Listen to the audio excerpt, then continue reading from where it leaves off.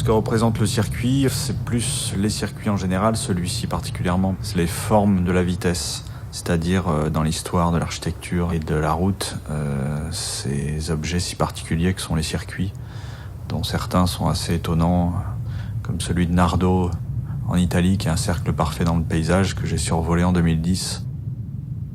Et à ce moment-là, cette vision, qui a évidemment à voir avec les formes de l'histoire de l'art et de l'architecture, que j'ai commencé à regarder précisément ces objets-là.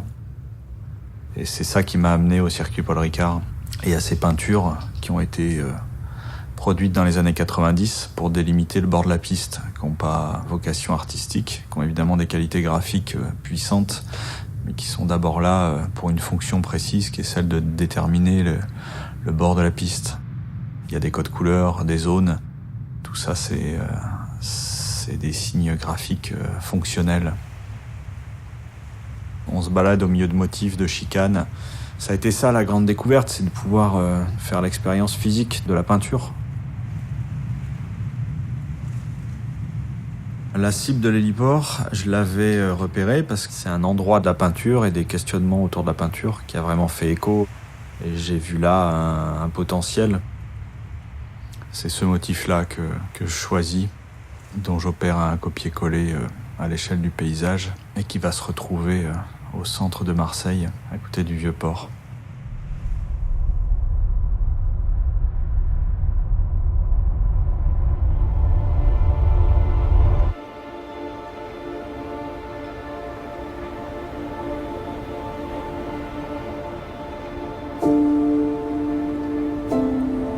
Ça a été une rencontre qui a été facilitée par Véronique Tracandi, qui nous a mis sur cette piste et qui m'a présenté Planète Émergence. Et on a commencé à réfléchir sur cet espace qui est un îlot gigantesque au cœur de Marseille. Sur cette œuvre, il y a un geste qui précède, qui était un autre geste artistique par Judith Bertolani et Claude Caillol. On découvre ce lieu, il reste le damier, on décide de le conserver, c'est-à-dire que la pièce, elle vient comme un palimpseste, c'est une autre étape sur ce site. Moi, ce qui m'excite dans ce projet, c'est qu'il va y avoir une appropriation de cette pièce, je pense.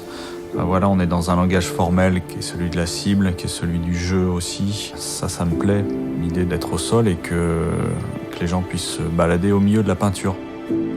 Ma logique par rapport à ce projet, c'est une utilisation des îlots préexistants sur le site. Je réinvente pas d'autres formes, je prends celles dont je dispose, entre guillemets le catalogue sur place. Donc là, l'échangeur de Prado Carénage à la sortie du Vieux-Port, c'est une zone circulaire. Le seul motif qui pouvait fonctionner à cet endroit-là, c'était la cible. Un motif qui a une fonction précise par rapport à une situation précise sur ce lieu-là, en l'occurrence le circuit Paul Ricard, il perd complètement cette fonction quand il est reporté dans un autre territoire, en l'occurrence un centre-ville. Ces formes, elles ont une histoire. J'ambitionne d'en réutiliser encore certaines pour les disséminer sur d'autres territoires, que ce soit en France ou à l'étranger. Et c'est vrai que cette première tentative au cœur de la ville, au centre de Marseille, sur cet îlot qui est quand même immense, ça c'était une magnifique opportunité.